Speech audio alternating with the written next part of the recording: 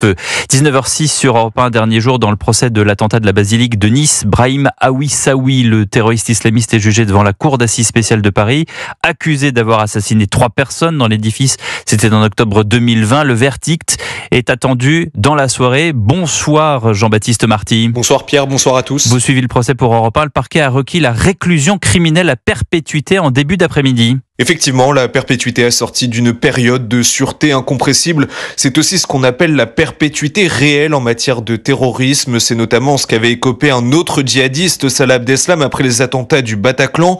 Le ministère public requiert également une interdiction définitive de territoire français et une inscription au fichier des auteurs de terrorisme.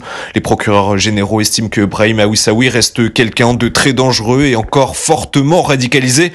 Et cela à l'image d'un incident durant ses réquisitions quand le terroriste islamiste coupe la parole de l'avocate générale pour dire que son attaque n'a rien de terroriste. Il a été immédiatement repris et rappelé à l'ordre par le président.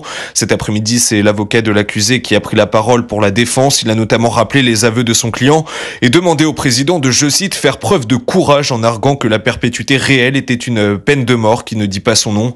Dans son dernier mot et dans une ultime provocation, Brahim Aouissaoui a quant à lui demandé d'être jugé au nom des musulmans qui sont morts. La cour s'est désormais retirée depuis 2 heures. Elle doit répondre à 35 questions. Le verdict est attendu dans la soirée. Merci Jean-Baptiste Marty du service police-justice d'Europe 1.